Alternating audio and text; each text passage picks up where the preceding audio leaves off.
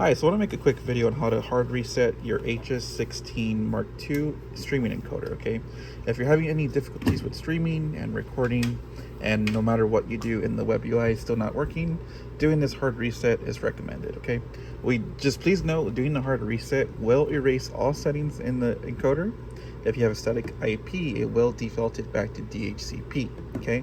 So another issue too, if you're having difficulty finding the IP of the encoder, doing a hard reset to clear it, and then it brings back the unit, the encoder to DHCP, and also help you try to find the IP of that encoder, okay? So that's another reason why you want to do the hard reset as well. But do note, it restores factory default, puts the encoder back to DHCP, and will erase all settings, okay? So while the unit is on and you're not streaming and recording, what you want to do is hold the record and stream button at the same time. Keep holding as they keep flashing.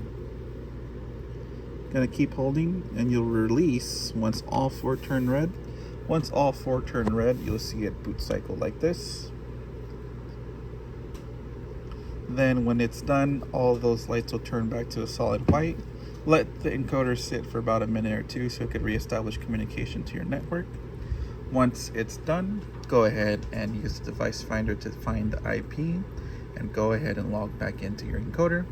Once you log back in, it's going to revert back to RTSP for the streaming portion. Just click on the drop down menu where the RTSP is at. Make sure it's on RTMP. Once you set it to RTMP, then it will give you options for the stream name and stream key, okay? So now the encoder is back, it's good to go. At this point, use the device finder to find the IP, log back in, and you're good to go. Thank you so much.